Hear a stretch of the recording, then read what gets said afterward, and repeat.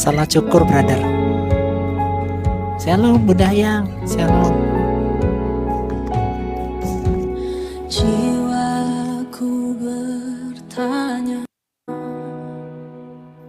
apakah masih ada harapan melewati tangisan, rasa sesak di dada. Shalom, shalom. Imanku berkata, Tuhanku yang pegang kuasa, Dia selalu bekerja meski mataku tak melihat.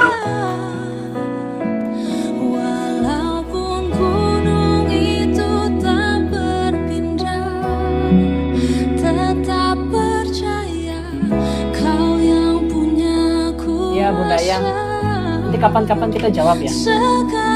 Bunda Ayang buka live aja, nanti Koko naik ya, nanti kita bahas bersama ya mengenai itu ya, Bunda Ayang. Tak mengapa asal kau di sampingku, walaupun masalahku masih ada, tetap percaya rencanamu terindah, pribadimu takkan pernah berubah. Iman yang aku pegang padamu, Tuhan yang setia.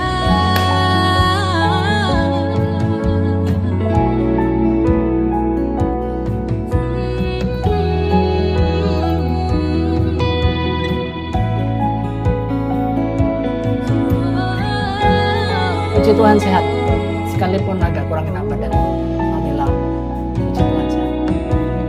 Imanku berkata, Tuhanku yang pegang kuasa,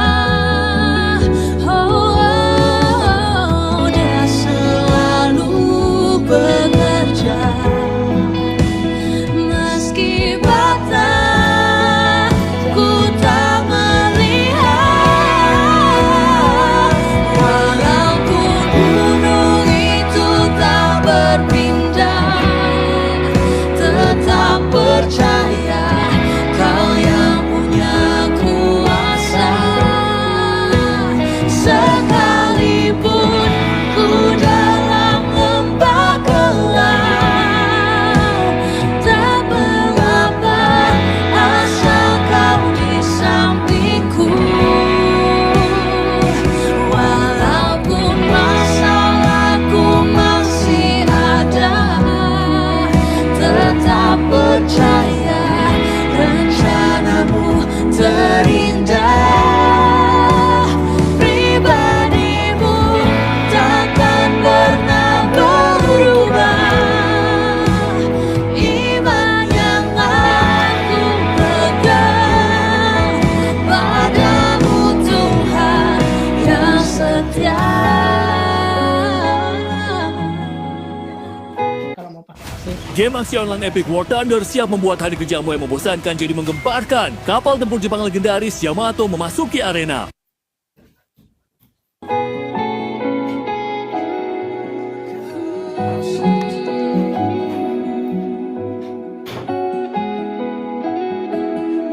terima kasih Bunda Ayang.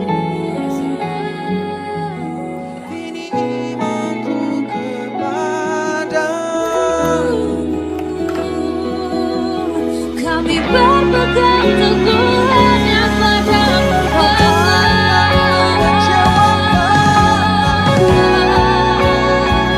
yang dapat kuandalkan, Tuhan. Tak ada yang lain, tak pernah mengecewakan kami.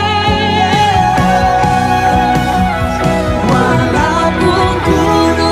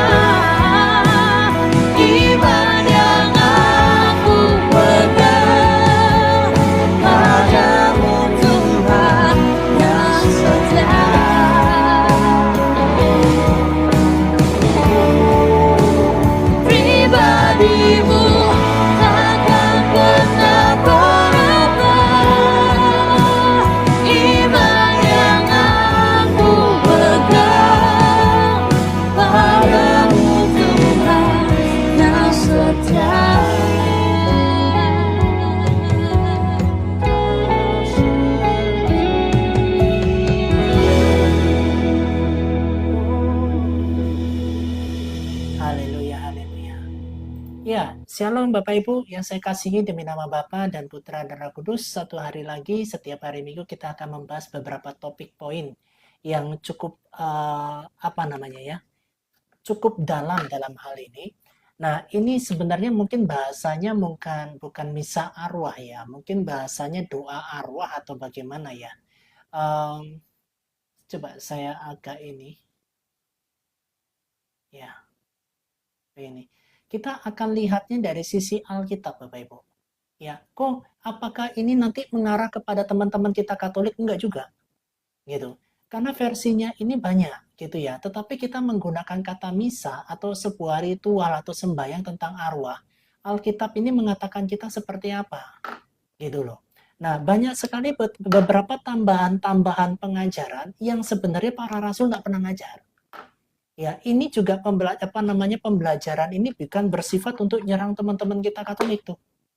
Ya, karena teman-teman Katolik karismatik nggak pernah melakukan misa arwah. Gitu loh. Jadi ada beberapa kelompok yang melakukan yang namanya misa arwah.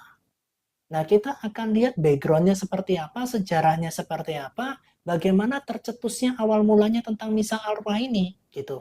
Boleh nggak kita mendoakan orang mati? Kalau saya punya papi, saya punya engkong, saya punya nenek moyang, saya doakan, boleh nggak? Ya, apakah Ishak mendoakan Abraham pada saat Abraham wafat? Apakah Yakub mendoakan Ishak dan Abraham pada saat beliau wafat? Tidak terjawab. Dan tidak ada hal seperti itu. Ya, mari Bapak Ibu kita akan bahas ini dan kita minta supaya Roh Kudus yang menerangi gitu ya. Bukan kepintaran manusia dalam mengatur atau mengolah kata-kata, tetapi biarlah fakta sejarah ini yang akan menjawabnya. Ya, mari Bapak Ibu sebelum kita membahas tentang misa atau doa arwah, kita berdoa terlebih dahulu ya. Bapa di dalam kerajaan surga, kami bersyukur untuk kasih setiamu Tuhan, tutup bungkus hamba-Mu dengan kuasa darah-Mu, tubuh jiwa roh hamba-Mu dengan kuasa darah-Mu, tutup bungkus rumah hamba. Kami berlindung di balik salib-Mu Tuhan, dan hamba minta Tuhan malaikat-Mu berjaga-jaga atas hamba-Mu. Kuasai tubuh jiwa roh hamba pada saat hamba menyampaikan apa yang menjadi isi hati-Mu Tuhan. Terangkan kepada kami, buat kami bercahaya, buat kami mengerti. Ampuni juga Tuhan segala kekurangan dan kelemahan hamba, bahkan kenajisan yang hamba pernah lakukan, baik perkataan maupun perbuatan maupun tingkah laku di dalam tubuh ini. Hamba hanya berdoa dan memohon kepadamu Tuhan. Layakkan hamba untuk membuka tabir tentang misa arwah ini, atau tentang doa arwah ini, dari sudut pandang firman Tuhan, dari sudut pandang kisah para rasul, dan dari sudut pandang kerajaan Allah. Tolong hamba-Mu buka segala sesuatunya Tuhan, telanjangi segala bentuk pengajaran-pengajaran yang tidak sesuai dengan firman Tuhan. Demi nama Bapa dan Putra dan Roh Kudus kami berdoa dan mengucap syukur. Amin. Mari Bapak Ibu, sebelum kita membahas tentang misa atau doa arwah atau apalah sembahyang atau ritual ya, kita nikmati satu lagu kembali ya. Tuhan Yesus memberkati.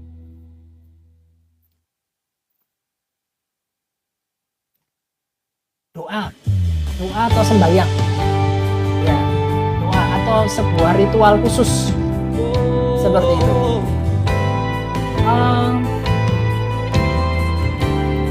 Tidak ada liturgi khusus ya, atau liturgi atau cara-cara tertentu tidak ada, tetapi bentuk ritual-ritual yang dibangun oleh kelompok tertentu sendiri ya, dengan metodenya mereka sendiri ya. Nanti kita akan lihat metode-metodenya seperti apa ya. Bang Kongming ya, Kongming ini, nama Kongming itu kalau di kisah kerajaan namanya Kongming.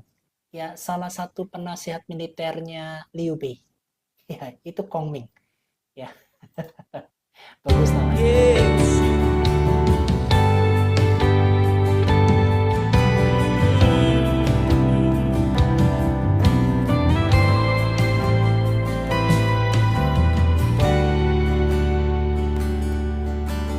Kasih-Mu layakkan seluruh hidupku.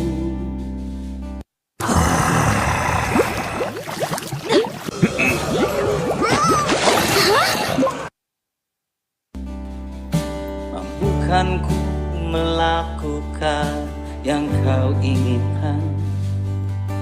Tak bisa ku terlepas. Bukan rajin. Kau menggenggam Bukan rajin. tangan. Tapi sebuah novel tentang Three Kingdom ya, Sangko. Saya bacanya dari sana, atau Sugeliang namanya. terhubung denganmu, selalu melekat di hatimu. Firman-Mu itulah dasar hidupku.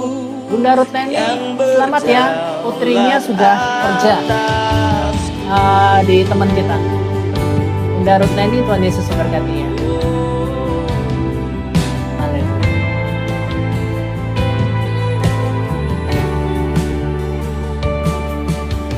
Kasih-Mu layakkan seluruh hidupku, mampukan ku melakukan yang Kau inginkan. Tak bisa ku terlepas, Kau menggenggam tanganku, ingin lebih mengenal pribadi-Mu. Ku terhubung denganmu, selalu melekat di hatiku. Firman-Mu itulah dasar hidupku, yang berdaulat atas. Ku terhubung denganmu, selalu melekat di hatimu. Firman-Mu itulah dasar hidupku, yang berdaulat atasku.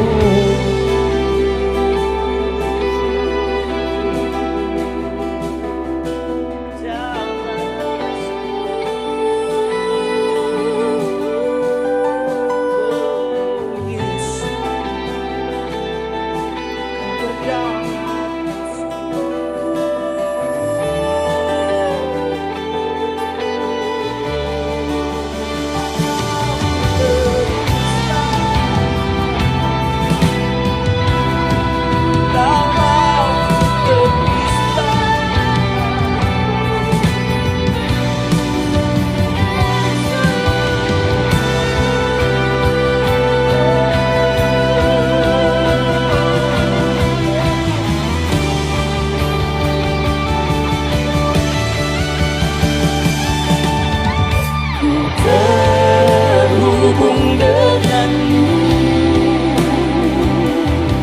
selalu melekat di hatimu.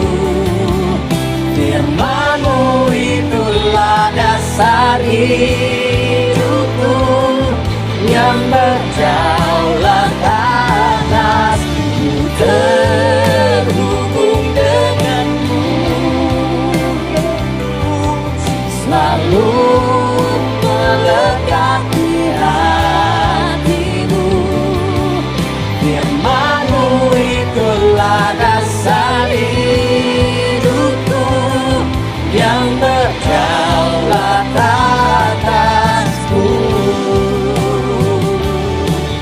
Firman-Mu itulah dasar hidupku, yang berdaulat atasku.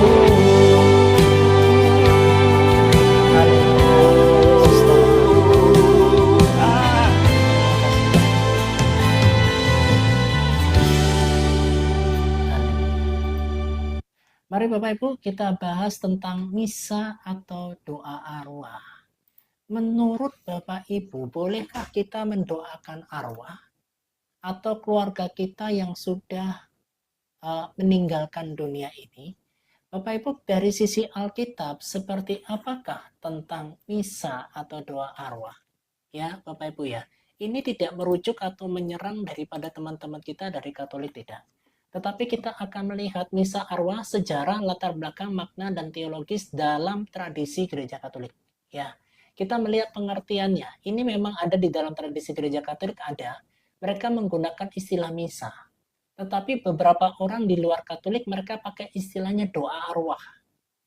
Ya, atau mendoakan orang-orang arwah supaya masuk surga. gitu katanya ya.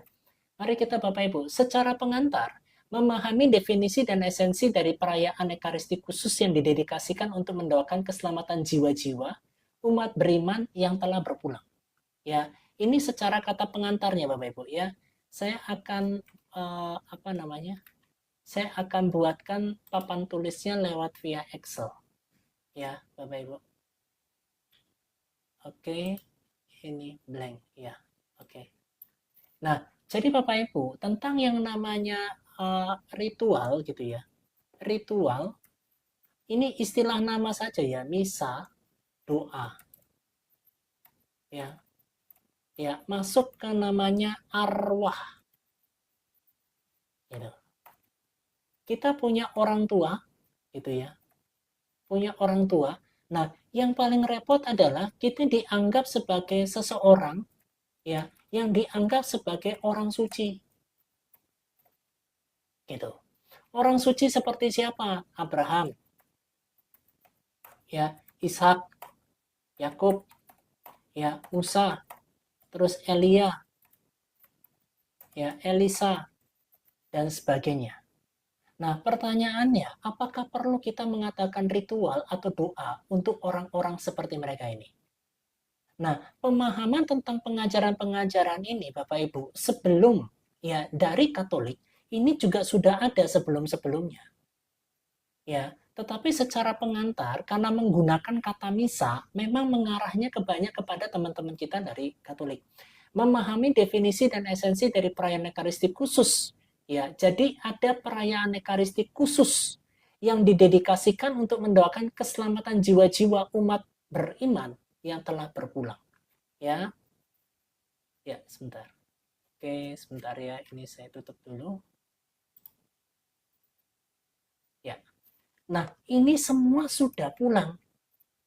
Ya, Abraham, Ishak, Yakub, Musa, Elia, Elisa ini sudah ada semuanya di Firdaus.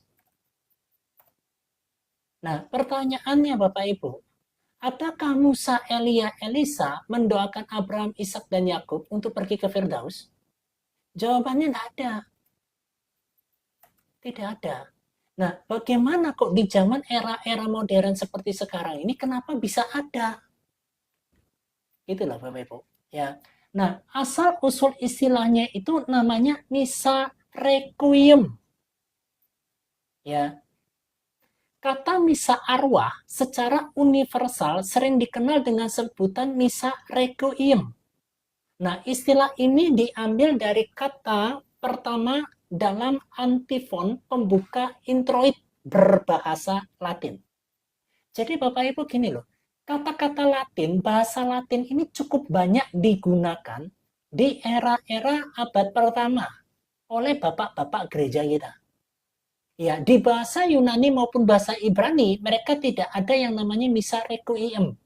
Misa requiem ini digunakan di dalam bahasa Latin. Ya, paham ya, Bapak Ibu ya? Kata misa arwah secara universal sering dikenal dengan sebutan misa requiem.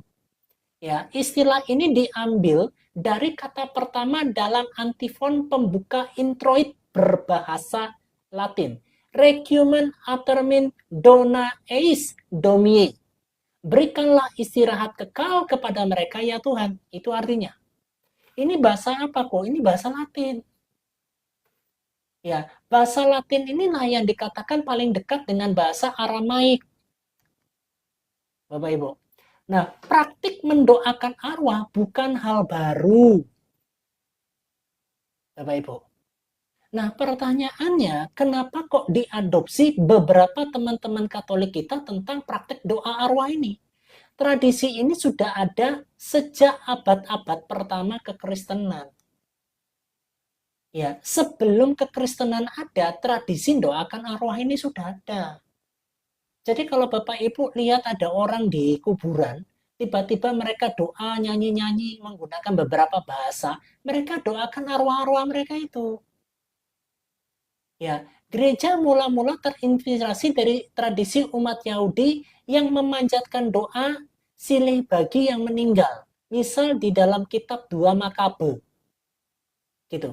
Jadi Bapak Ibu gini, umat Yahudi di zaman itu, mereka punya tradisi yang namanya doakan arwah. Nah, yang menjadi problemnya adalah gereja-gereja mula-mula secara khusus Katolik mengikuti tradisi umat Yahudi. Nah, kisah para rasul, Matius, Markus, Lukas, Yohanes, Petrus, Yohanes, Yakobus itu tidak pernah mengajarkan tradisi umat Yahudi untuk doakan arwah. Mereka itu fokus untuk memberitakan, Bapak Ibu, memberitakan nama adalah Injil. Mereka fokus memberitakan Injil di mana sosok sentralnya adalah Yesus Kristus. Nah, sedangkan yang namanya misa ritual doa arwah ini sudah dilakukan umat Yahudi. Bapak Ibu. Ya, umat Yahudi, tradisi umat Yahudi yang memanjatkan doa silih berganti, silih bagi yang meninggal. Gitu Bapak Ibu. Nah, ada kitabnya kitab 2 Makabe. Nah, kitab 2 Makabe ini tidak masuk di dalam kanonisasinya kita, yang kita punya 66 kitab. Tetapi teman-teman dari gereja Katolik di awal-awal gereja Katolik itu terbentuk mengambil kitab 2 Makabe ini. Bapak Ibu. Ya, paham ya sampai sini ya.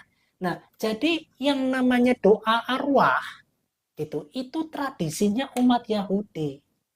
Umat Yahudinya ngambilnya dari mana, Bapak Ibu?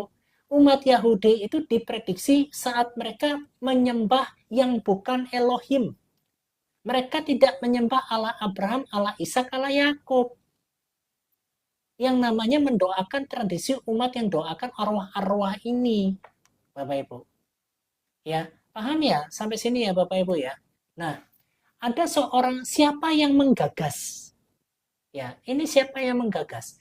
Santo Odilo dari Cluny. Ya, praktik misa arwah berkembang secara organik dari tradisi kuno gereja akhirnya. Seperti perayaan Ekaristi di atas makam para martir atau katabe. Ya, jadi ini dianggap sebagai bentuk penghormatan untuk para martir, Bapak Ibu. Ya, jadi penggagasnya, jadi Bapak Ibu gini ya, supaya Bapak Ibu nggak bingung. Nah, tentang doa arwah itu sudah ada tradisi umat Yahudi. Sebelum gereja-gereja itu terbentuk, gereja awal terbentuk. Nah, di dalam perjalanan gereja awal, khususnya Katolik, gitu ya, mereka ada pencetusnya yang namanya adalah Santo Odilo dari Cluny. Nah, praktik misa arwah ini berkembang secara organisasi, organik dari tradisi kuno gereja, yang awalnya adalah tradisinya orang Yahudi. Seperti perayaan Ekaristi di atas makam para martir atau yang istilah bahasanya katabe.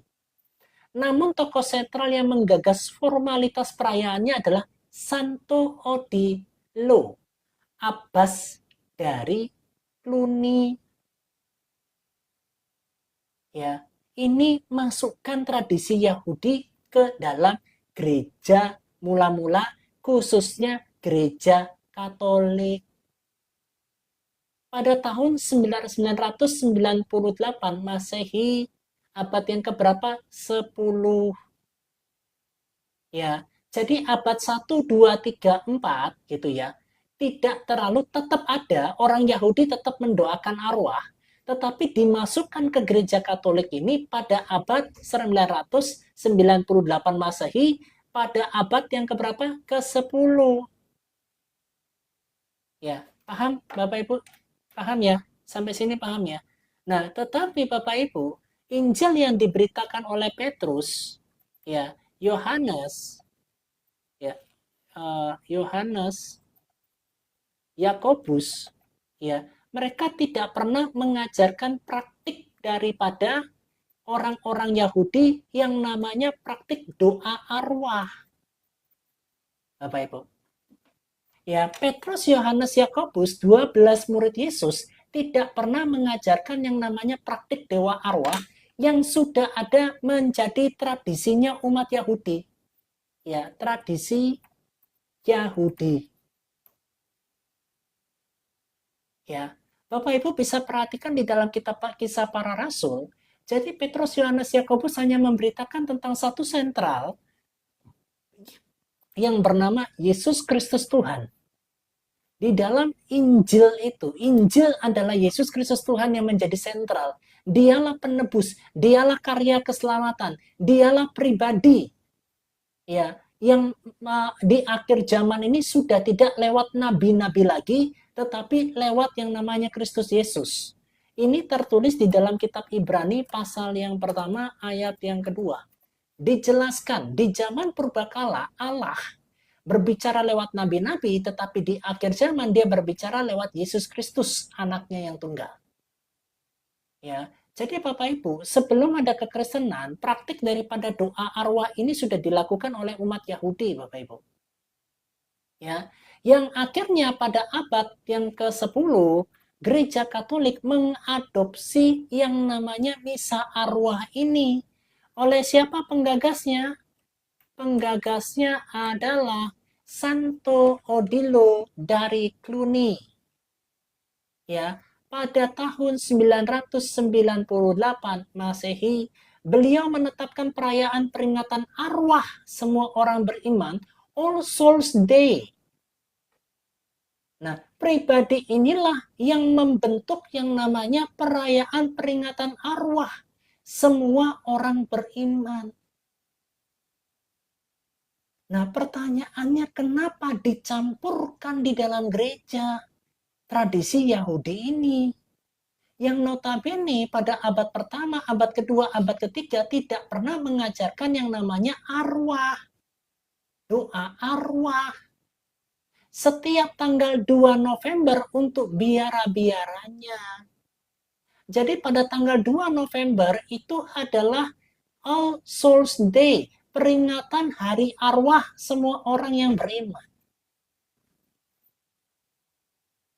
Ya, tradisi dari Cluny ini perlahan menyebar dan akhirnya diterima oleh seluruh gereja ritus Latin, memperkuat misa, memperkuat posisi misa arwah dalam liturgi. Ini yang jadi masalah.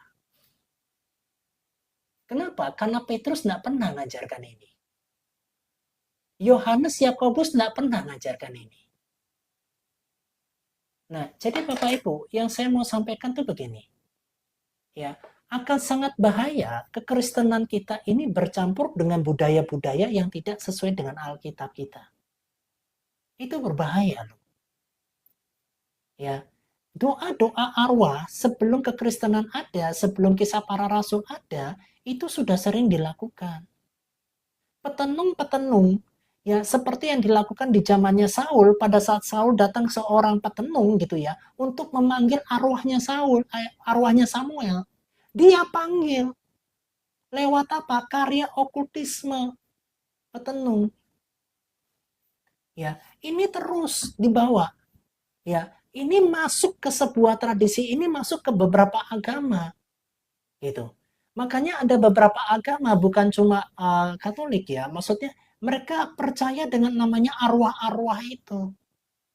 Ya, muncullah pengalaman-pengalaman goib secara pribadi, pengalaman-pengalaman pribadi ditemuin sama kakeknya, ditemuin sama neneknya, ditemuin sama leluhurnya, ditemukan sama kakek-kakek seperti itu. Tidak pernah tercatat di dalam Shalom Bunda Winarti, tercatat di dalam Alkitab kita, Petrus tiba-tiba ketemu dengan arwahnya Bunda Maria. Tidak pernah. Yohanes, Yakobus, Filipus tidak pernah tercatat bahwa dia kedatangan Bunda Maria bertemu dengan dia. Tidak pernah. Nah, ini menjadi repot Bapak Ibu, budaya-budaya yang tidak Alkitab.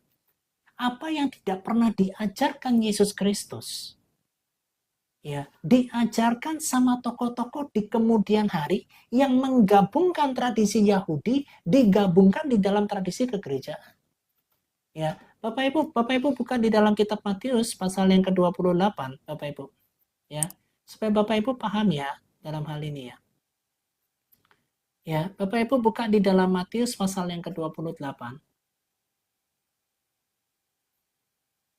Ya. Ayat yang ke-18, 19, 20. Yesus mendekati mereka dan berkata, "Kepadaku telah diberikan segala kuasa di sorga dan di bumi. Karena itu pergilah, jadikanlah semua bangsa muridku." Bapak Ibu perhatikan, amanat agungnya yang utama adalah menjadikan semua bangsa muridku. Ya, Yesus tidak pernah mengajarkan ritual-ritual arwah. Baptislah mereka demi nama Bapa dan Anak dan Roh Kudus. Dan ajarlah mereka melakukan segala sesuatu yang telah kuperintahkan kepadamu. Jadi bentuk pengajarannya para rasul ya itu mengajarkan segala sesuatu yang telah kuperintahkan kepadamu. Para rasul disuruh untuk ngajar yang Yesus sudah ajarkan sama mereka. Dan ketahuilah aku menyertai kamu senantiasa sampai kepada akhir zaman. Dan Bapak Ibu saya mau sampaikan, para rasul tidak pernah mengajarkan tentang doa arwah. Paulus tidak pernah mengajarkan doa arwah. Petrus, Yohanes, Yakobus itu tidak pernah melakukan yang namanya doa arwah. Nah, bagaimana gereja bisa memasukkan doa arwah ini di dalam kegerejaan? Kenapa kok ditambahkan? Yang menjadi budaya orang Yahudi zaman dulu, Bapak Ibu. Ya, dan itu ditetapkan pada tanggal berapa? 2 November. Untuk apa? Biara-biaranya. Arwah semua orang beriman, All Souls Day. Tradisi dari Krun ini perlahan menyebar dan akhirnya diterima oleh seluruh gereja ritus Latin, memperkuat posisi misa arwah dalam liturgi. Nah, pertanyaannya kenapa bisa ditambahkan? Itu loh Bapak Ibu. Kita ikut Kristus bukan berarti kita ke Yahudian. Segala sesuatu yang Yahudi lakukan kita belum tentu kita lakukan. Ya, doa arwah yang dilakukan sama orang-orang Yahudi kita tidak perlu kita lakukan. Ya, ini dimasukkan di dalam lingkungan gereja. Gitu. Padahal di dalam Matius 28, 19-20 jelas sekali dikatakan, jadikanlah semua bangsa muridku, dan ajarlah mereka melakukan segala sesuatu yang telah kuperintahkan kepadamu. Nah, ini tidak diperintahkan. Petrus, Yohanes, Yakobus, kalau ini menjadi sebuah sakramen atau sebuah doktrin yang sangat penting bagi gereja, gitu ya, menjadi sebuah dogma yang sangat penting bagi gereja, Petrus, Yohanes, Yakobus pasti ngajarin. Tetapi menjadi problemnya adalah tidak diajarkan oleh para rasul. Bapak Ibu.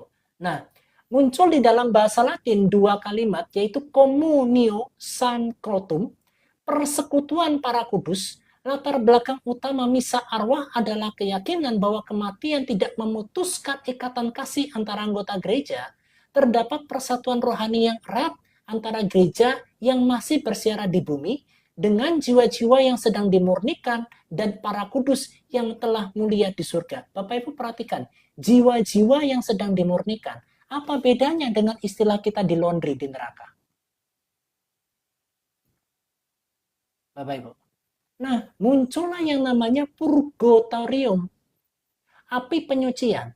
Berakar pada ajaran bahwa jiwa-jiwa yang meninggal dalam rahmat Tuhan, namun belum sepenuhnya murni dari sisa doa, membutuhkan penyucian. Agar dapat memandang wajah Allah, doa dan kurban ekaristi kita di bumi dapat membantu mempercepat penyucian mereka. Pertanyaannya, ini diajarin sama para rasul enggak?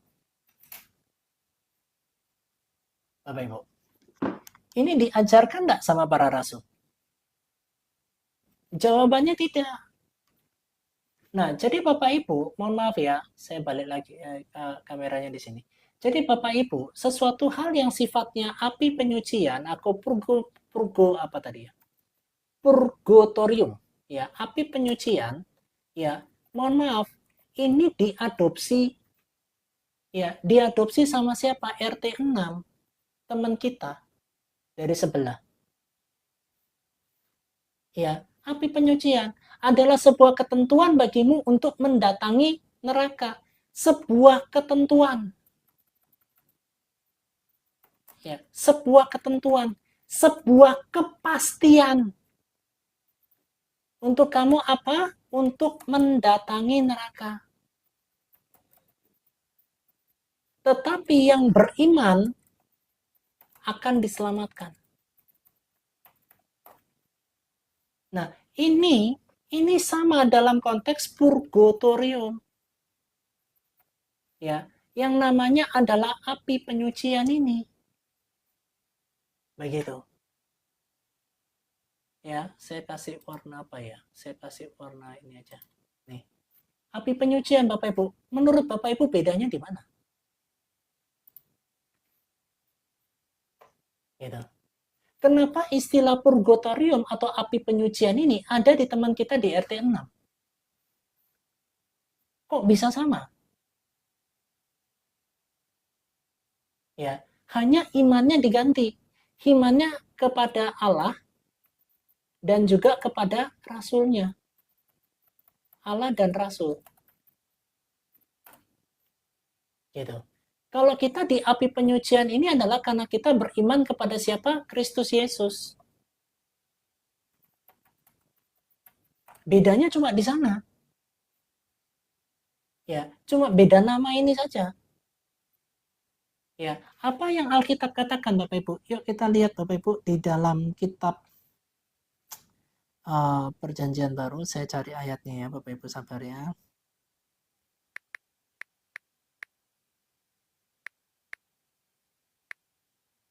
Ya, Lukas 23 ayat yang 43, Bapak Ibu baca ini. Kata Yesus kepadanya, aku berkata kepadamu, sesungguhnya hari ini juga engkau akan ada bersama-sama dengan aku di dalam Firdaus. Bapak Ibu. Jadi nggak lewat api penyucian. Ini penjahat yang di sebelah kanan Tuhan Yesus nggak lewat api penyucian. Gitu. Nah, dari mana pengajaran tentang purgatorium ini bisa masuk kembali ke dalam gereja? Gitu. Ini dibawa sama siapa? Ini Santo Odilo dari Cluny. Bapak Ibu. Memasukkan sesuatu hal yang tidak Yesus ajarkan. Memasukkan sesuatu hal yang para rasul tidak ajarkan. Ya, api penyucian, Bapak Ibu punya pengerti berakar pada ajaran bahwa jiwa-jiwa yang meninggal dalam rahmat Tuhan, namun belum sepenuhnya murni dari sisa dosa, membutuhkan penyucian, di laundry. Ya, agar dapat memandang wajah Allah, doa dan korban istirahat kita di bumi membantu mempercepat. Nah, pertanyaannya Yesus ngajarin enggak? Kamu kalau doa ke arwah, itu untuk mempercepat penyucian mereka. Kira-kira Bapak Ibu, kita doakan siapa? Ya, kita doakan siapa kira-kira Bapak Ibu? Kira-kira doa kita mempercepat enggak? Untuk penyucian mereka. Sedangkan di dalam Alkitab kita, Bapak Ibu perhatikan, penjahat di sebelah kanan Tuhan Yesus, dosanya kurang hebat apa? Baru ketemu sama Yesus di mana? Di atas kayu salib. Ya, apakah penjahat di sebelah kanan Tuhan Yesus disucikan lewat api penyucian? Baru ketemu Yesus di kayu salib, sama-sama tergantung, belum mendapatkan pengajaran apapun. Ya. Kata Yesus kepadanya, aku berkata kepadamu, sesungguhnya hari ini juga engkau akan ada bersama-sama dengan aku di dalam Firdaus. Enggak dimasukin ke api pencucian tuh penjahat di sebelah kanannya Tuhan Yesus. Padahal baru ketemu sama Tuhan Yesus. Baru beriman juga di sana. Belum sempat bertobat juga. Belum sempat berbuat baik juga. Belum sempat minta maaf kepada orang-orang yang dia sakiti juga. Nggak lewat tuh purgatorium. Bapak Ibu. Nah, kamu mau percaya ini atau mau percaya Injil? Ya, kamu mau percaya kepada Santo Odilo ini atau percaya dengan kata Yesus? Kata Yesus yang harus kita percaya. Gitu loh Bapak Ibu. Ini loh yang Yesus sedang ngomong. Ya, Bapak Ibu, ada nggak landasan ayat yang lain? Ada Bapak Ibu ya. Coba Bapak Ibu dikatakan di dalam kitab Yohanes. Jadi Injil atau firman itu jangan ditambah-tambah Bapak Ibu. Ya, nih. Janganlah gelisah hatimu, percayalah kepada Allah, percayalah juga kepadaku. Di rumah Bapakku banyak tempat tinggal, jika tidak demikian, tentu aku mengatakannya kepadamu, sebab aku pergi ke situ untuk menyediakan tempat bagimu. Dan apabila aku telah pergi ke situ dan telah menyediakan tempat bagimu, aku akan datang kembali dan membawa kamu ke tempatku. Supaya tempat di mana aku berada, kamu pun berada. Ternyata tidak dibawa ke purgatorium. Ternyata nggak dibawa ke api pencucian. Dibawa kemana? Dibawa ke rumah. Siapa yang buat? Siapa yang bangun? Tuhan Yesus yang bangun. Tuhan Yesus yang mempersiapkannya. Dan apabila rumah itu sudah jadi, aku akan datang kembali dan membawa kamu ke tempatku. Supaya di tempat di mana aku berada, kamu pun berada. Pertanyaannya, Yesus ada enggak di purgatorium? Enggak ada. Dan kemana aku pergi, kamu tahu jalan ke situ. Ini loh Bapak Ibu. Nah, jadi Alkitab kita yang harus dibaca lebih detail. Firman Tuhan yang harus dimengerti lebih detail. Ya, jadi Bapak Ibu, bersama Yesus Kristus, kita akan langsung pergi ke sebuah tempat yang namanya adalah Firdaus. Ya, Firdaus. Gitu. Jadi kita tidak akan lewat yang namanya api pencucian ini. Kenapa? Karena Tuhan Yesus sudah membuktikan di dalam firman-Nya, penjahat yang ada di sebelah kanan Tuhan Yesus tidak perlu lewat api pencucian. Ya, tidak usah dicuci-cucikan dosamu itu. Ya, makanya Paulus berkata, "Hai maut, di manakah sengatmu?" Sengatnya maut itu sudah dipatahkan lewat Kristus Yesus di atas kayu salib. Kristus Yesus itulah yang menanggung maut di dalam tubuhnya. Ya, makanya firman Tuhan berkata di dalam kitab Yohanes pasal yang ke-11. Bapak Ibu. Ya, Bapak Ibu perhatikan ini. Nih. Ya, supaya Bapak Ibu paham ini ya, isi Alkitab ya. Jawab Yesus, "Akulah kebangkitan dan hidup. Barang siapa percaya kepadaku, ia akan hidup walaupun ia sudah mati." Ya, itu enggak tertulis ia akan disucikan dulu, baru itu setelah itu tak pindah ke surga. Enggak ada. Dialah kebangkitan dan hidup. Bapak Ibu, barang siapa percaya kepadaku, ia akan hidup walaupun ia sudah mati. Yang Tuhan minta dari kita adalah percayalah bahwa Yesus Kristuslah yang menjadi perantara kita dengan Allah Bapa. Makanya dia berkata, Bapak Ibu, di dalam kitab Yohanes pasal 14 ayat yang ke-6, dia berkata apa? "Akulah jalan kebenaran dan kehidupan. Tidak ada seorang pun yang datang kepadaku kalau tidak melalui aku." Nah, kita diminta untuk percaya kepadanya. Makanya firman Tuhan berkata dijelaskan Bapak Ibu di dalam kitab awal Yohanes di pasal yang pertama. Ya, di ayat yang ke-12. Tetapi semua orang yang menerimanya, menerima Kristus Yesus sebagai Tuhan dan Juru Selamatnya, diberi kuasa supaya menjadi anak-anak Allah, yaitu mereka yang percaya dalam namanya. Nah, Bapak Ibu, saya mau tanya Bapak Ibu ya. Ini sebuah pertanyaan sederhana. Ya, Bapak Ibu mau anak kalian ke surga, tapi tak bakar dulu mau? Enggak kan? Yesus Kristus juga sama. Barang siapa yang percaya kepadaku diberi kuasa untuk menjadi anak-anak Allah karena aku yang suruh. Jadi pada saat kamu masuk ke rumahku, ke rumah yang sudah kusiapkan untuk engkau, kamu nggak perlu dibakar dulu. Kamu nggak perlu disuci-sucikan dulu. Ya, dibakar tompelnya, tai lalat yang di sini jatuh. Nggak perlu. Ya, di mana kebaikan Tuhan, di mana kebaikan Bapa di surga, kalau kamu harus masuk ke rumahnya, kamu harus dibakar-bakar dulu, dibarbeque dulu. Di mana kebaikan Allah seperti itu? Sedangkan kita adalah anak Allah. Baptisan api itu kamu terima selama kamu tinggal di bumi. Ya, tidak di alam yang sana.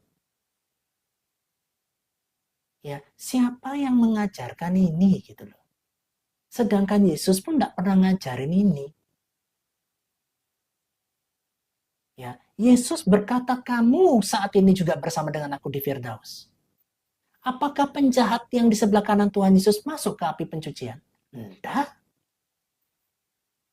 Ya, baru kenal Yesus di atas kayu salib. Belum sempat bertobat. Tapi dia baru percaya kepada Kristus Yesus pada saat di atas kayu salib. Tetapi Yesus berkata apa? "Kamu tidak ada di purgatorium. Kamu bersama dengan aku di Firdaus." Gitu loh Bapak Ibu.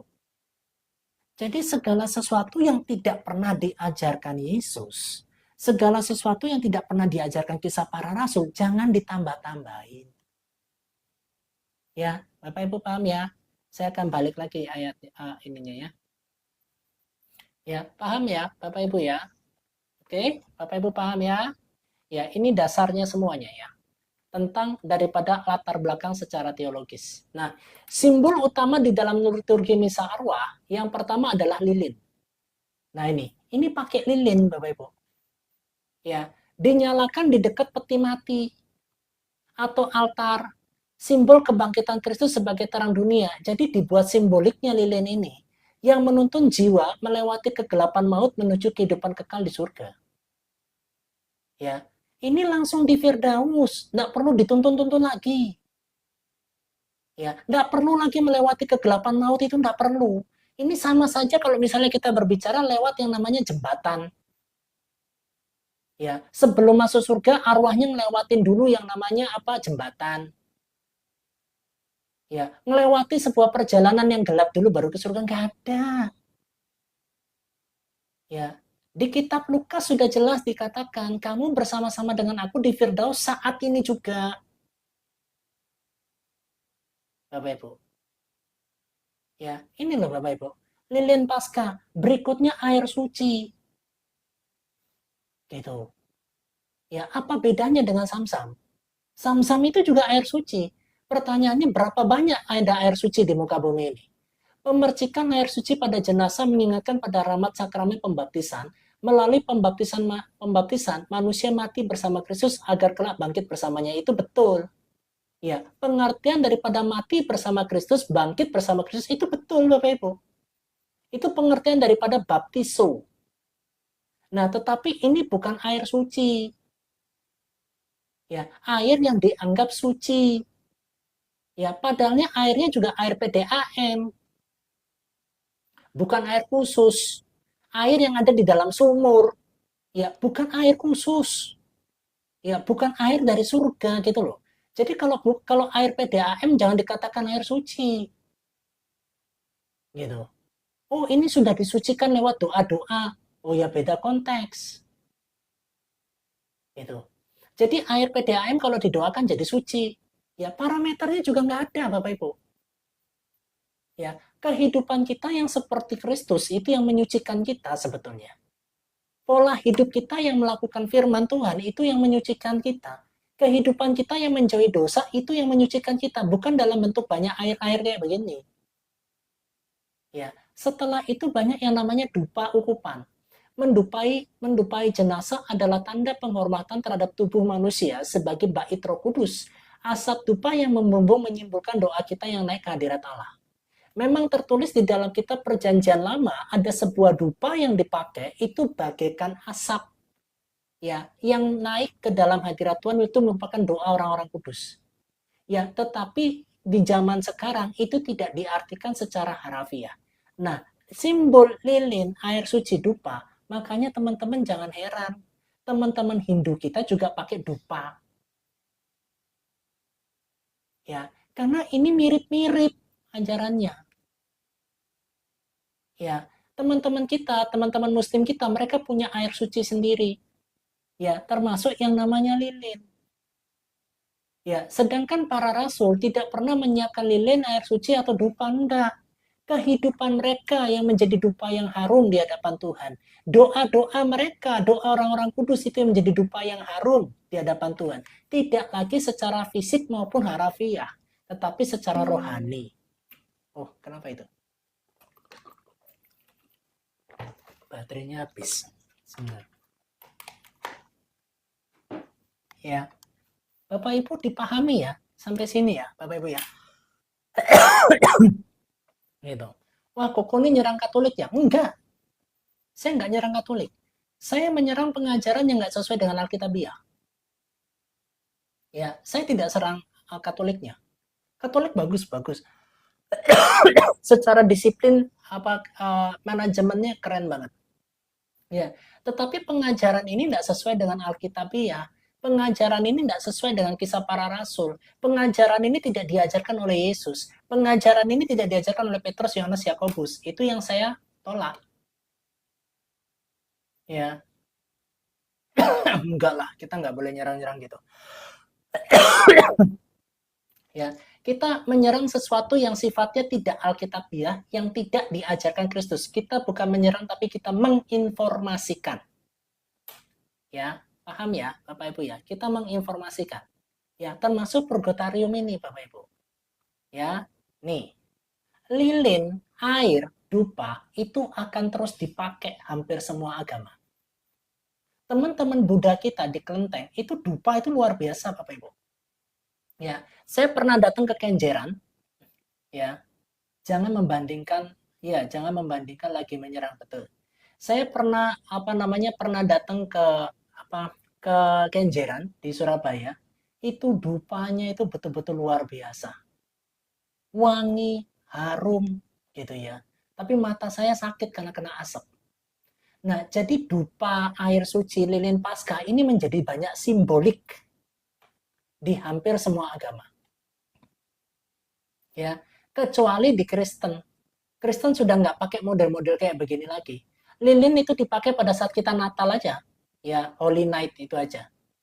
Ya, sisanya di dalam kebaktian itu nggak ada. Lilin Paskah dupa kita udah nggak pakai. Ya, nah bagi umat berimanmu, ya Tuhan, hidup hanyalah diubah, bukannya dilenyapkan. Dan sesudah hancur kemah kediaman kami di dunia ini, akan tersedia bagi kami tempat tinggal abadi. Ini privasi arwah, tata perayaan Ekaristi di surga. Tempat tinggal abadi di surga. Nah, Bapak Ibu pengertiannya begini. Ya, apa yang tertulis di dalam Alkitab adalah, kita ini punya tubuh, ya kita punya jiwa, kita punya roh. Pada saat kediaman kita, tubuh secara daging ini, ya kembali ke tanah. Jiwa, ya atau kehendak jiwa kita dan roh, Bapak Ibu, roh ini nggak bisa materi ya. Ini sifatnya materi, ya ini materi. Ini sifatnya imateri. Ya, jiwa sama roh ini imateri, Bapak Ibu. Kalau Bapak Ibu masuk ke dokter gitu ya, atau pernah ketemu sama teman-teman yang pernah bedah mayat gitu ya, mereka sampai sekarang tuh nggak bisa menemukan jiwa sama rohnya manusia, nggak pernah. Mereka hanya lihat yang namanya empedu, hati, jantung, dan sebagainya. Tapi mereka nggak akan pernah dapatkan jiwa sama roh.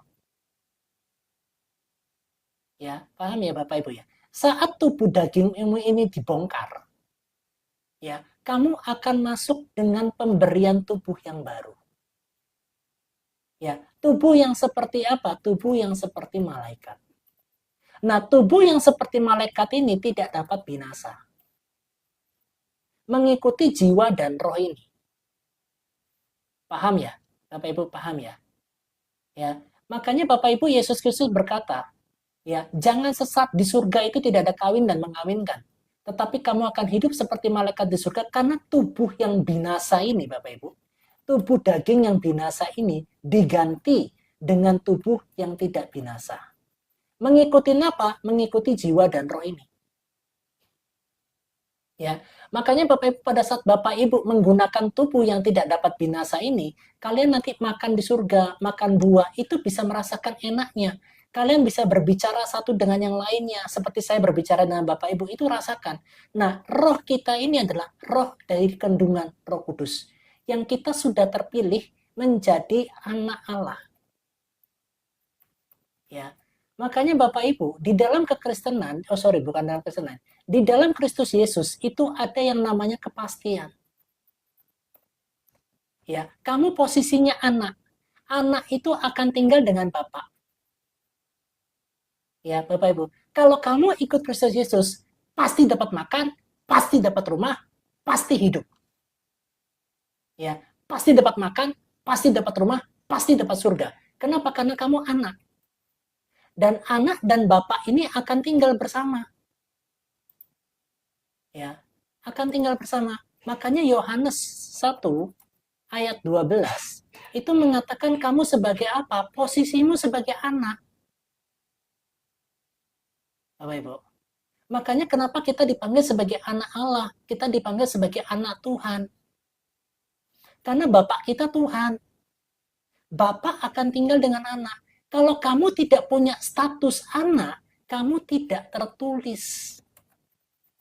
Di dalam mana? Tidak tertulis di kakaknya Tuhan. Di kartu kerajaan keluarga Tuhan. Nah, yang bisa tulis ini adalah kitab kehidupan. Makanya Bapak Ibu di dalam kitab Wahyu dikatakan, kalau namamu tidak tertulis di dalam kitab kehidupan anak domba ini, jangan harap kamu bisa masuk surga. Siapapun kamu, mau pendeta kek, mau pejabat kek, mau orang terkenal kek, mau orang kaya di dunia sekaya apapun ini, kalau namamu tidak tertulis ini, kamu tidak akan masuk di dalam rumahnya. Nah, makanya Bapak Ibu, statusmu sebagai anak Allah, jadilah anak Allah yang baik. Jadilah anak Allah yang setia. Jadilah anak Allah yang taat. Jadilah anak Allah yang diajarkan.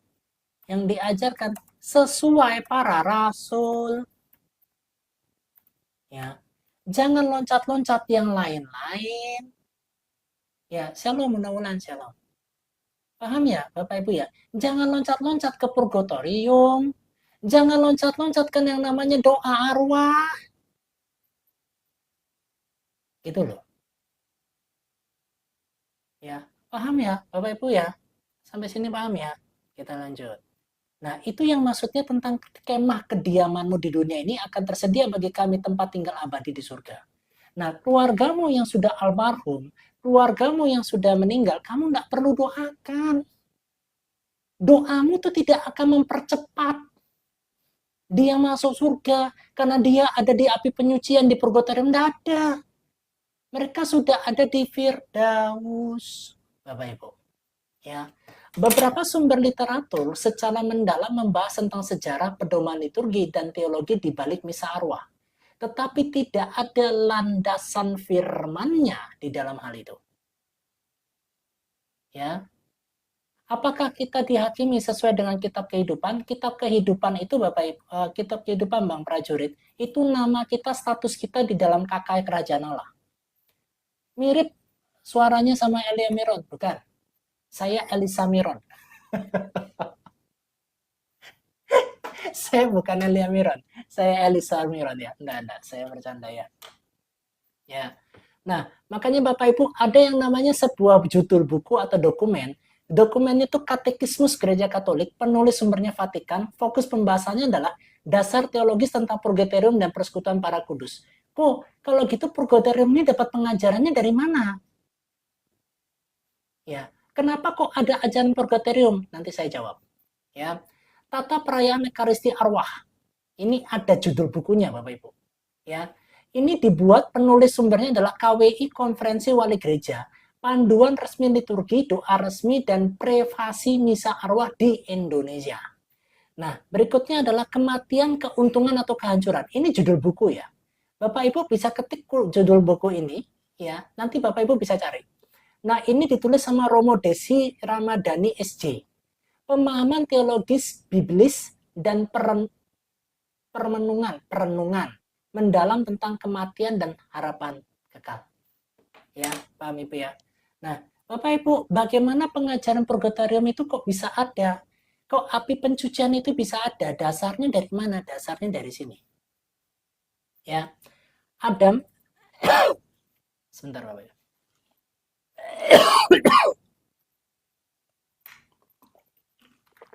Ya, Bapak Ibu. Adam, manusia pertama. Ya, di dalam Adam ada sebuah perjalanan sampai ke titik yang namanya Mesias lahir. Nah, pada saat Mesias itu, Kristus itu 3,5 tahun. Ya, 3,5 tahun akhirnya beliau itu wafat. Ya, dan bangkit pada hari yang ketiga. Ini saya gimana caranya ya? Nah, gini aja ya, Bapak Ibu ya. Oh, ini Adamnya saya tulis di sini aja. Ya, Bapak Ibu. Adam sampai Mesias 3,5 wafat dan bangkit pada hari ketiga. Ya, bangkit. Nah, kepercayaan pada saat itu di sana dikatakan orang yang meninggal dari Adam sampai ke Maleaki. Ya, Bapak Ibu. itu menjadi dua tempat. Tempat yang pertama, ya, mereka Firdaus. Tempat yang kedua, mereka itu di mana? Di Hades. Hades ini apa kok? Hades ini kerajaan maut. Ya, jadi Bapak Ibu, ada dua kerajaan Allah dan kerajaan maut. Kerajaan maut ini siapa pemimpinnya? Lucifer. Ya, mereka inilah yang namanya penyiksa, Bapak Ibu. Nah, pada saat orang dari Adam sampai Waleaki itu meninggal, sebagian kecil masuknya ke Firdaus, sebagian kecil. Sebagian besar, Bapak Ibu, masuknya ke Hades. Ya. Nah, pada saat Tuhan Yesus itu wafat, selama proses 3 hari ini, beliau ini turun kemana? Turun ke Hades. Alam maut. Ya. Ini wafat, turun ke Hades. Apa yang Yesus lakukan di Hades? Dia rebut yang namanya kunci maut itu. Siapa penguasa atas Hades ini? Pemimpin atau Lucifer ini sudah ditaklukkan lewat yang namanya Mesias. Sebentar ya. Ya, Bapak Ibu tolong bantu doa saya ya. Supaya tidak ada penyerangan ya. Oke. Nah, Mesias ini sudah meremukkan kepala iblis. Ya, jadi Lucifer ini sang raja maut ini. Ya, Bapak Ibu ya. Sang raja maut ini sudah diremukkan kepalanya oleh Yesus Kristus di atas kayu salib. Makanya kitab Wahyu berkata, oleh darah Yesus dan oleh kesaksian kita, iblis itu gemetar. Mesias ini ya turun ke Hades di dalam kerajaan maut ini. Dia remukkan kepala Lucifer ini dengan mengambil kunci maut. Ya, Yesus punya kuasa untuk turun ke kerajaan maut ini sesuka hatinya. Dia sudah berkuasa. Ya, Yesus ini ngambil kunci maut ini. Nah, Alkitab di dalam kitab Yudas, ya Bapak Ibu, dan kitab Petrus dikatakan mereka yang sebagian besar ada di Hades itu ada di penjara-penjara. Ya, disinilah jiwa mereka dan roh mereka dibebaskan oleh Mesias. Makanya Bapak Ibu jangan heran kalau di kitab Matius itu tertulis kuburan-kuburan itu ada yang pecah. Ya, dan orang-orang dari sana kok keluar. Itulah yang dibilang sama apologis sebelah sebagai zombie. Dia tidak paham kitab suci. Jadi ngomongnya itu zombie. Nah, kalau Bapak Ibu baca di dalam kitab Matius nanti, Bapak Ibu akan lihat kuburan-kuburan itu terpecah dan orang itu keluar di sana. Ya. Nah, inilah yang dimasukkan dari Adam sampai Maleaki ini sebagai yang namanya api penyucian. Aduh, kenapa lagi ini? Ya, istilah inilah yang namanya api penyucian. Ya, atau sebagai purgatorium. Bapak Ibu. Ya, setelah Mesias, ya, sampai kita sekarang ini zaman ini, karena kunci jurang mautnya sudah ada di tangannya Yesus, kita tidak perlu nyampir ke Hades. Kita tidak perlu tengok Hades. Kita tidak perlu pariwisata dulu ke Hades atau kerajaan maut. Kunci mautnya sudah diambil sama Mesias kok. Makanya Mesias ini berkata, saat ini juga kamu bersama-sama dengan aku di mana? Firdaus. Karena kuncinya diambil. Gitu. Lucifer sendiri sudah tidak punya kuasa di dalam kerajaan maut ini karena kerajaan maut ini sudah dikalahkan sama Mesias. Bapak Ibu. Nah, istilah api penyucian dari Adam sampai Maleaki ini, pengajaran tentang purgatorium itu dibawa sampai sekarang. Ya, sama siapa? Teman kita juga dari Muslim. Ya, termasuk dengan Katolik. Ya, Padahal Yohanes, Petrus, Yakobus nggak pernah ngajarin lagi tentang api penyucian ini. Bapak Ibu. Ya, paham ya Bapak Ibu sampai sini? Inilah istilahnya purgatorium atau api penyucian itu. Ya, makanya kalau Bapak Ibu pernah nonton yang namanya Saint Seiya, gitu ya. Bapak Ibu pernah nonton Saint Seiya? Nah, Bapak Ibu perhatikan dari Saint Seiya ini diadopsi daripada 12 zodiak wheel emas, ya.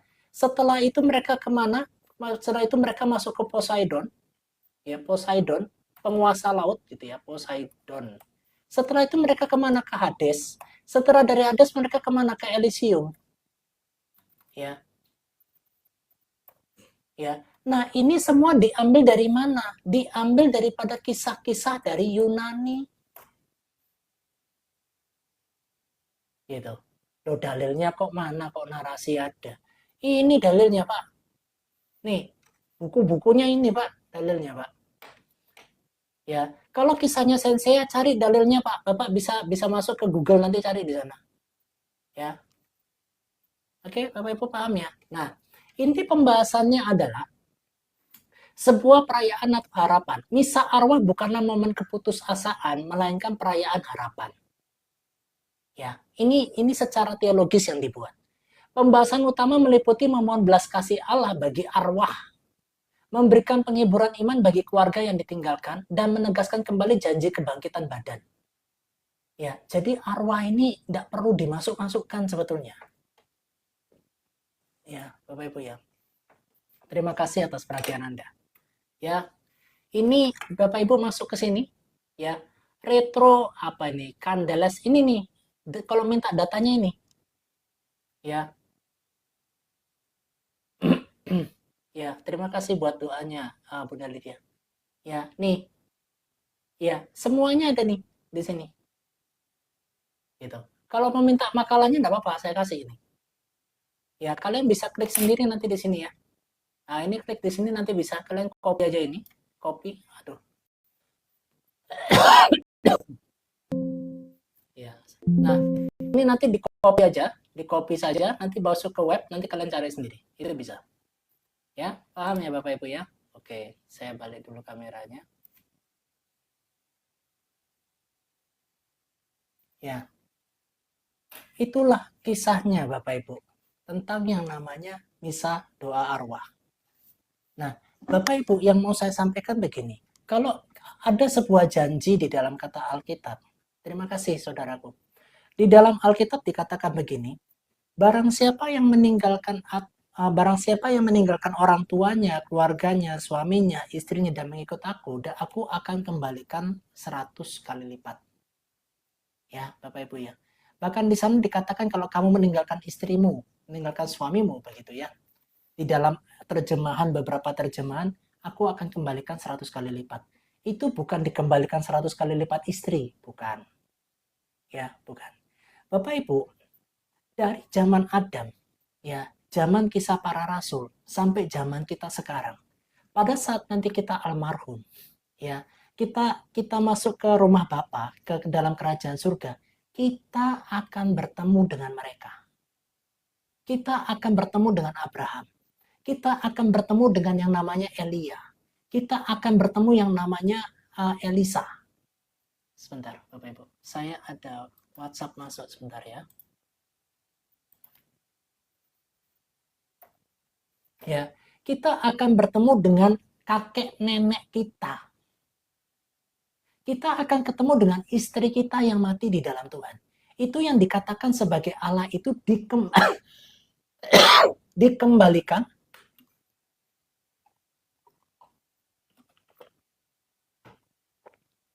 dikembalikan 100 kali lipat. Loh, berarti kita bisa saling mengenal kok. Bisa. Ya, karena kita adalah kakaknya Allah. Kartu keluarga kerajaan Allah. Kita sudah tercatat sebagai anak. Anak yang satu dengan anak yang lain akan saling mengenal. Sama seperti Bapak Ibu punya 2 anak. Kakaknya pasti kenal sama adiknya, adiknya pasti kenal sama kakaknya. Di dalam kerajaan surga nanti kita akan kenal mereka karena dia anaknya Tuhan Yesus. Kita pun anaknya Tuhan Yesus. Itu pengertiannya apa yang disampaikan sama Yesus, akan ku kembalikan 100 kali lipat. Ya, kita akan mengenal anak-anak Allah dari zaman Adam sampai zaman kita sekarang ini. Kita akan kenal mereka. Kita akan berbicara dengan mereka. Ya, kenapa? Karena mereka anak, kita pun anak. Ya, jadi bersyukurlah kamu Bapak Ibu yang punya status sebagai anak Allah. Jaga statusmu itu sebagai anak Allah, Bapak Ibu. Ya, jangan pernah dilepas dia. Semua itu karena siapa? Semua karena Kristus. Kristus itulah yang mempersatukan. Kristus itulah yang mengembalikan 100 kali lipat. Gitu. Ya, Bapak Ibu paham ya sampai saat ini ya. Jadi kalau ada keluargamu sekarang yang metong di dalam Kristus, enggak usah kamu doakan. Enggak usah kamu syafaatkan. Enggak usah kamu buat ritual-ritual apa itu, enggak usah. Nah, ini pertanyaan bagus nih. Berarti apakah suatu hari nanti Yesus akan bertahta di Yerusalem? Ya. Ya. Karena kitab Wahyu dikatakan Yerusalem yang baru. Ya, dia akan memulihkan segala sesuatunya, makanya dia ciptakan langit bumi yang baru. Yang tersentral dalam mana? Yang tersentral di dalam Yerusalem. Sebentar ya Bapak Ibu ya. Oh iya.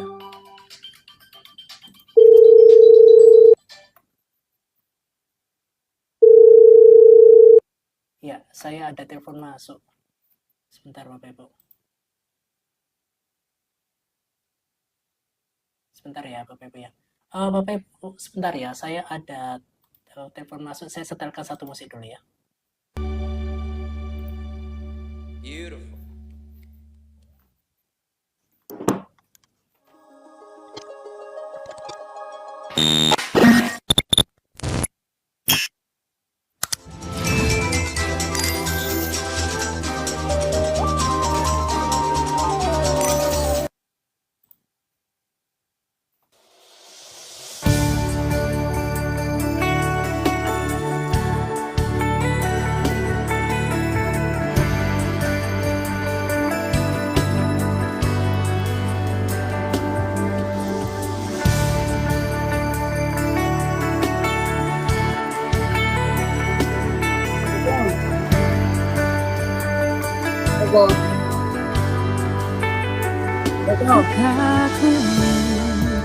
Dimut aja Koko. Mic-nya Koko dimut aja biar nggak dengar kita. Tapi dimut aja. Yang saya mute-nya yang mana ya? Yang bisukan mikrofon itu ya? Iya, betul. Tapi lagunya masuk nggak? Lagunya masuk nggak kalau saya mute? Itu pakai atau soundcard atau Koko? Nggak, pakai TNW ini. Pakai TNW. Coba. Coba ya.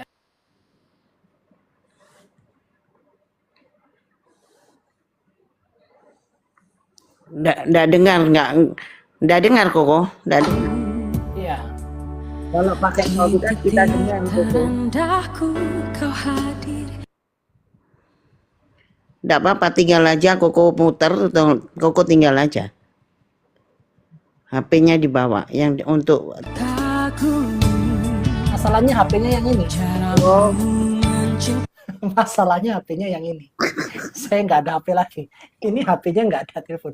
Sebentar, saya balas dari laptop kok. Sebentar ya. Bapak Ibu sabar ya. Bapak Ibu sambil dengar musik ya. Sebentar ya. Dari cerita proses hidupku, di titik terendahku kau hadir untuk mengangkatku. Ku tahu kau tak menyerah akan hidupku. Tak terbatas kuasamu, tak terduga caramu. Kau yang ku andalkan di setiap langkah hidupku. tak terbatas kasihmu, tak terduga jalanmu. Kau yang ku percaya di segala musim hidupku.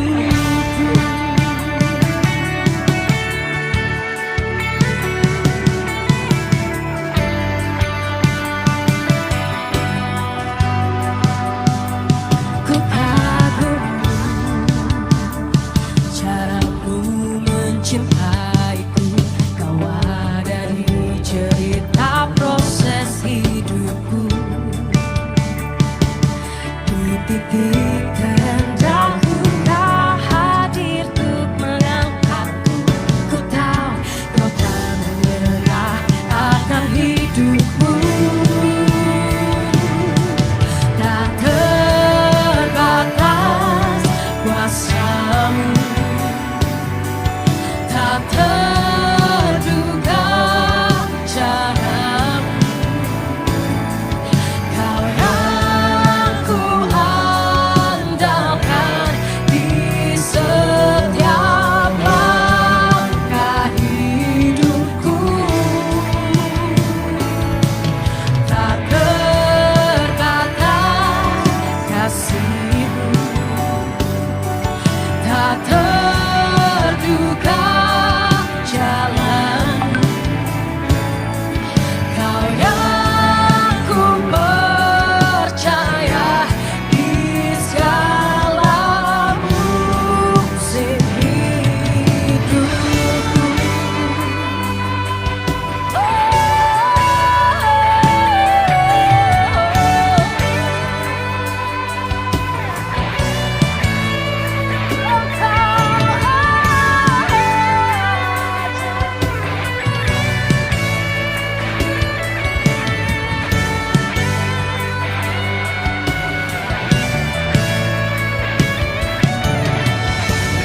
Caramu mengangkatku, caramu mengubah hatiku, caramu menuntunku. Tak terbatas di dalam hidupku. Caramu mengangkatku. Ya, terima kasih buat ini. Bunda Cherry, saya jawab pertanyaannya ya.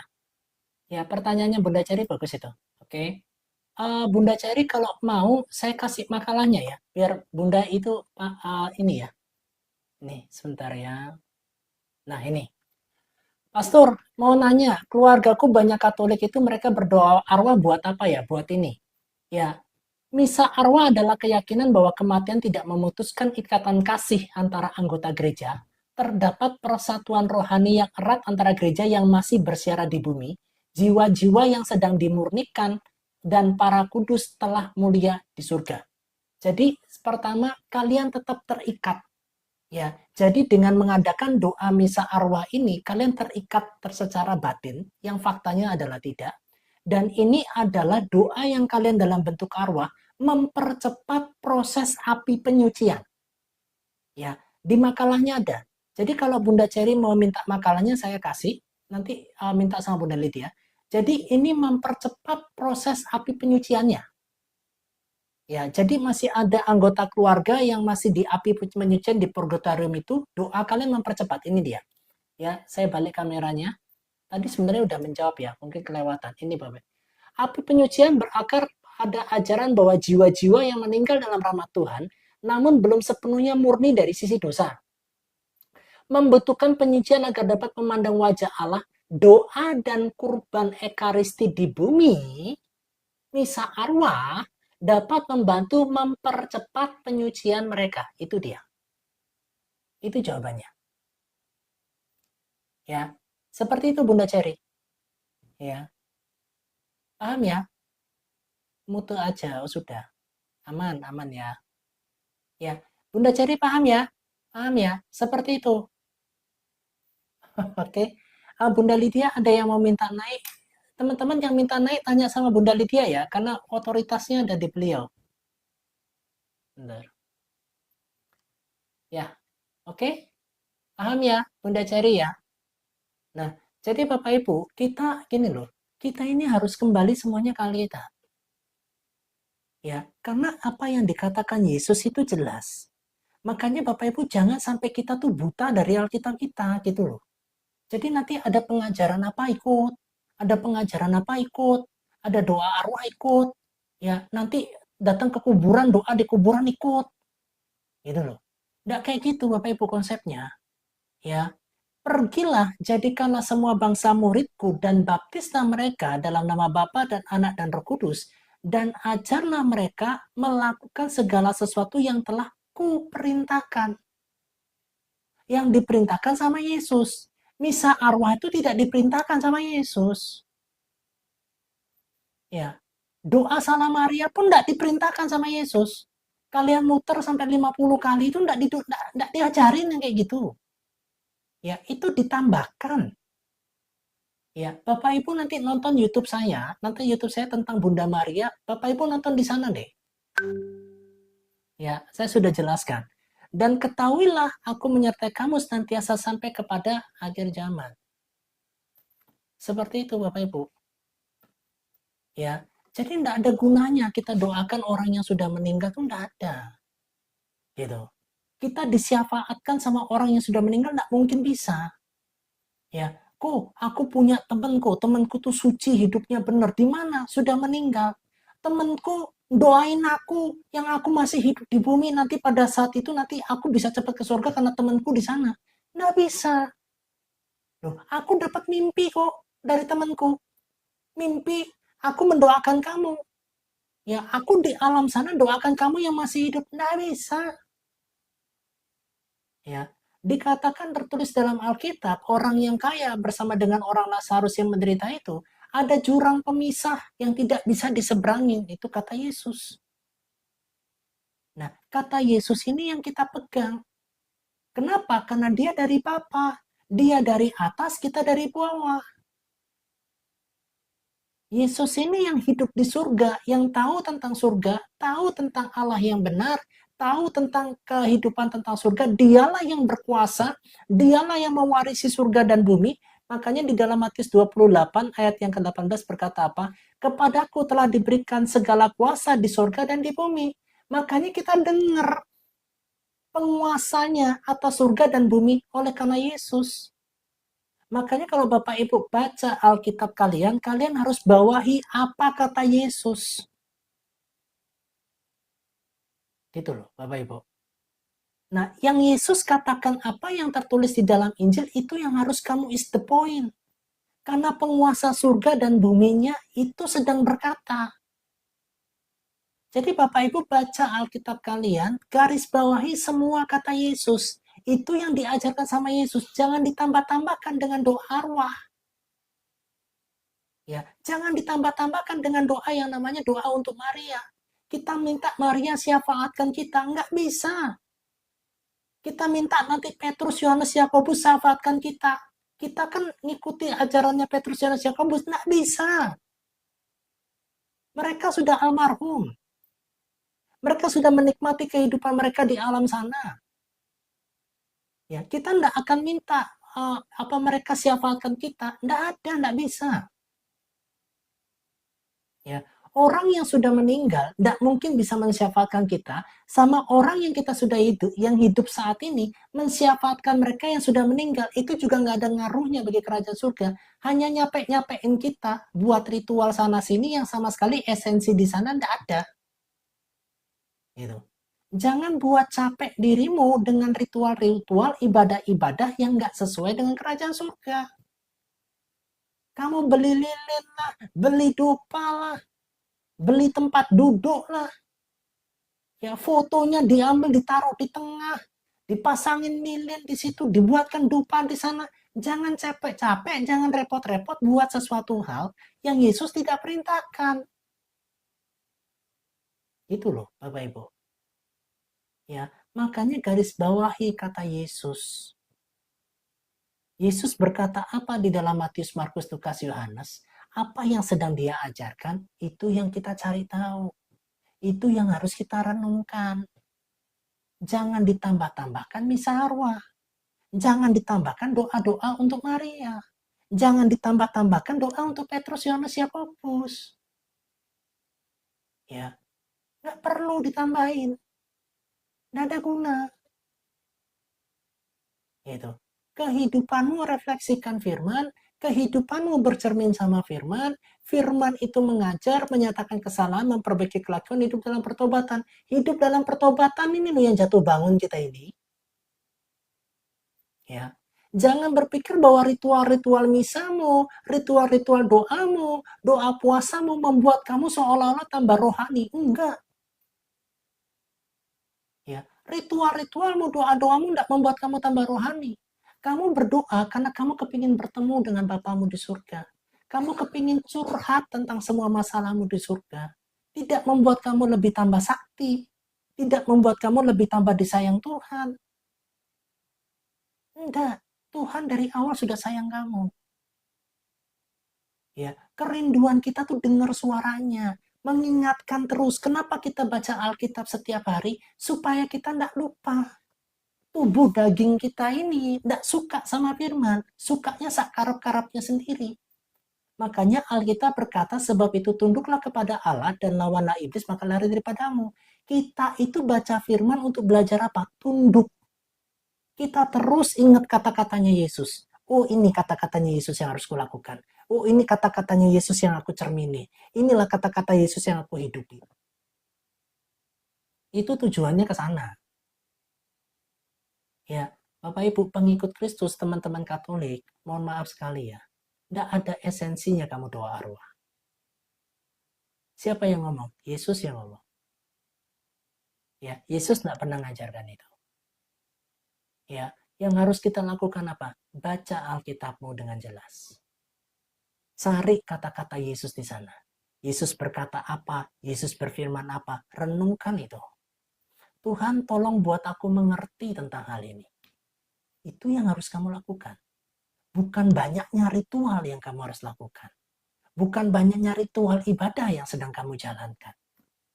Itu enggak buat kamu tambah rohani, enggak. Ya, aku punya doa khususku. Doa kapan itu? Jam 6 pagi, jam 9 sore, jam 12 siang, jam 3 sore, jam 6 sore, jam 12 malam. 7 kali aku berdoa. Itu enggak buat kamu tambah rohani. Kamu hanya menjalankan liturgi. Ya, kamu mau 1 hari doa 7 kali, 8 kali, 12 kali. Kalau kamu hidup tidak seperti Kristus, kalau kamu tidak hidup di dalam mengasihi, yang esensi Kristus minta, mohon maaf, tidak ada gunanya. Gitu. Yang diinginkan sama Tuhan Yesus Kristus itu bukan 1 hari kamu 7 kali. Ya, bukan 1 hari kamu bacakan doa-doa bacaan. Bapa kami yang di surga, dikuduskanlah namamu, datanglah kerajaanmu, jadilah kehendakmu di bumi seperti di surga. Berikanlah kepada kami makanan kami secukupnya, dan ampunilah kesalahan kami seperti kami mengampuni orang-orang yang bersalah pada kami, dan jauhkanlah kami dari perbuatan jahat. Doa itu kamu bacakan terus, doakan terus jam 6 pagi, ya, jam 9 pagi, jam 12 siang, jam 3 sore, jam 6 sore, stop. Nah, lagi jam 6 sore, kamu doa Bapa kami. Jam 12 malam. Ya, doa apa? Salam Maria. Mesti jam 12 malam. Doanya apa? Salam Maria. Ya, yang Tuhan ingin kamu hasilkan buah pertobatan. Ya, itu yang Tuhan mau. Dan buahnya itu tetap. Kita ini, tubuh kita ini masih bergumul dengan banyaknya dosa dan kebiasaan buruk yang kita bawa dari lahir. Yang terus berkembang kebiasaan buruk itu. Tubuh kita ini minta dosa. Mata kita ini loh minta yang indah-indah terus. Ya, hati kita ini loh masih suka cintanya uang. Untuk ngikis cinta uang kita itu perjuangan. Ya, untuk jaga mata kita itu perjuangan. Untuk jaga nafsunya kita ini, waduh, perjuangannya minta ampun. Jatuh bangun. Gitu loh Bapak Ibu. Ya, saya hanya berdoa Bapak Ibu, untuk Bapak Ibu kembali kepada Alkitab kalian deh. Ya, renungkan itu. Ini ada siapa nih? Kau mau bertanya atau mau bersaksi? Siapa? Bunda kau atau bang kau ini? Ya, coba saya kasih naik ya. Kalau mau debat, saya langsung kasih turun ya. Oh, kepencet ya. Saya nggak lihat ya Koko. Hah? Saya nggak lihat. Oh, kepencet kali. Oh, kepencet Bunda ini Ruth, nah. Bunda Ruth ini juga kepencet ya? Enggak kepencet itu. Oh, kepencet. Kepencet ya, Bunda Ruth ini ya? Oh iya, kepencet. Kepencet semua. Oke, itu saja ya Bapak Ibu ya. Kita dengarkan satu lagu ya. Setelah itu kita tutup dalam doa. Pas saya, baterainya pas tinggal 18%. Oke. Bunda Lydia, ada yang mau ditambahkan, Bunda? Bentar. Cuma saya mau bilang terima kasih aja Koko. Ya. Semua teman-teman, makasih ya yang sudah bantu tap-tap layar, yang sudah mendoakan Koko ya. Tolong tetap doakan Koko ya teman-teman, doa pribadi ya, biar Koko tetap sehat ya. Bisa memberitakan firman Tuhan ini, pengajaran firman Tuhan ya teman-teman. Biar Koko tetap sehat dan diberi kerendahan hati ya teman-teman ya. Terima kasih yang sudah bantu tap-tap layar, yang posting ulang. Ya, terima kasih semua ya teman-teman ya yang sudah bagi-bagi gift ya. Terima kasih, Tuhan Yesus berkati ya. Kita tetap kuat ya. Teman-teman kalau mungkin mau bergabung sama komunitas kita sama Koko ya. Bisa DM saya, bisa DM Bunda Elis, bisa DM sama Kak Melisa ya. Kita berempat sama Kak Berliana ya. Kita moderatornya Koko, jadi kalau mau gabung ke Menara Doa yang Koko ada di sana ya sama kita ya. Tapi otoritas semua ada di Tuhan Yesus ya. Kita Koko ya. Jadi mau DM saya ya. Komunitas kita jam Senin sampai Jumat ya, jam 7 malam ya. Kalau mau bergabung boleh DM saya ya atau Bunda Elis ya. Terima kasih ya, nanti banyak pengajaran di sana ya, ada kesaksian, ada apa ya. Makasih ya semua teman-teman ya, Tuhan Yesus berkati. Lanjut Koko. Yuk, haleluya. Bapak Ibu kita dengerin musik terakhir ya, habis itu kita tutup dalam doa ya. Haleluya.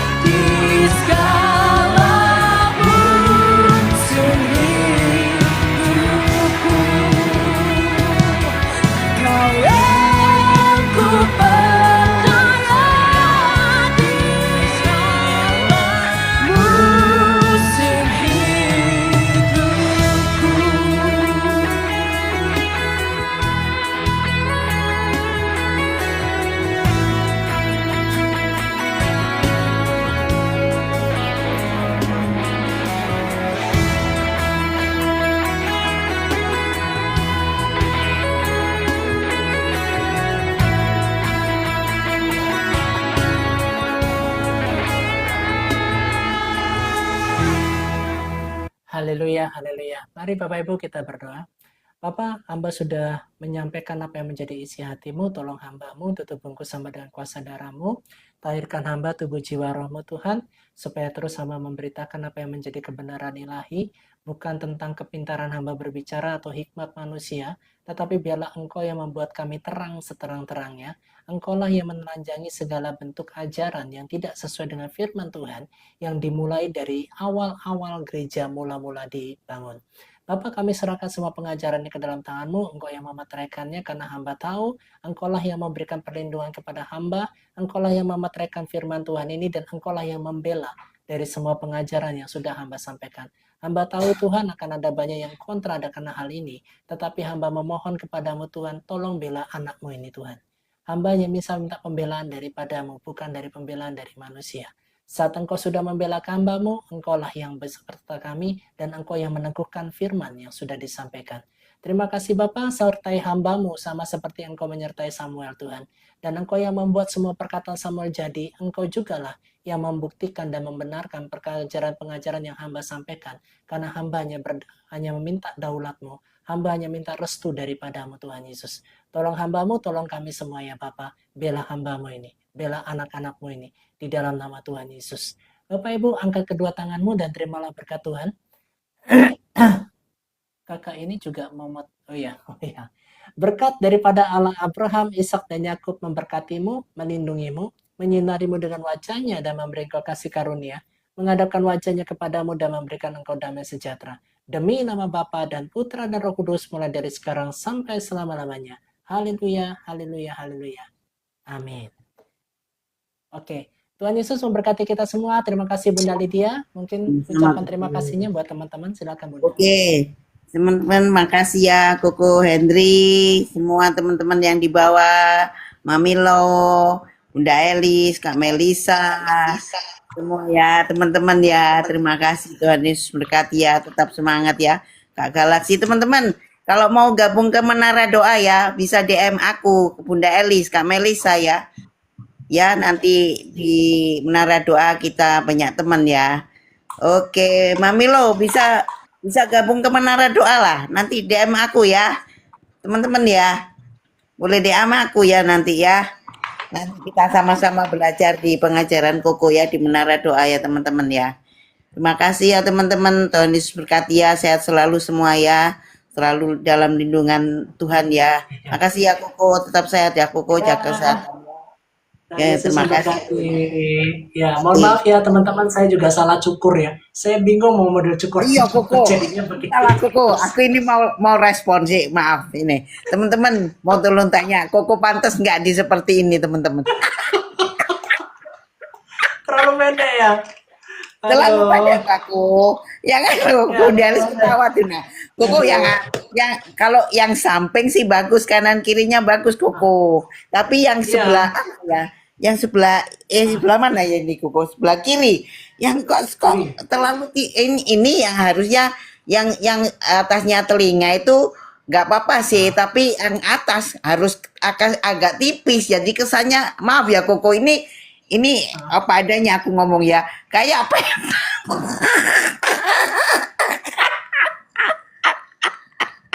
Iya Koko, itu gini loh Koko, berarti harus ditipiskan selagi Koko yang depan itu, yang samping ini, yang samping kiri harus tipiskan, yang depan itu Nako, yang depan itu agak ditipiskan sedikit aja, itu jadi biar nggak terlalu apa ya, jadi kan rambutnya Koko mengembang itu nah, jadi harus ditipiskan sedikit kanan kiri, jadi kesannya bagus gitulah.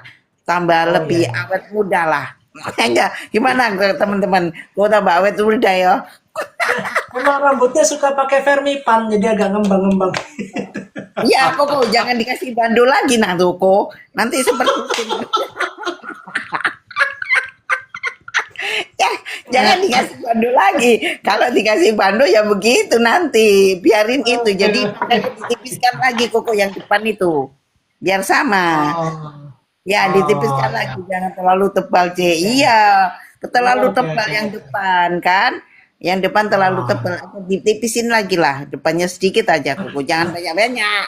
Nanti Iya. kayak itu TNI ya nanti. Nanti kayak tentara nanti. Gak apa-apa sih tentara Kristus Koko. Ya udah. Tuhan Yesus berkati ya. Maaf ya Koko, maaf ya semua teman-teman ya. Tuhan berkati ya. Yes, God bless. Ya turun bareng kok.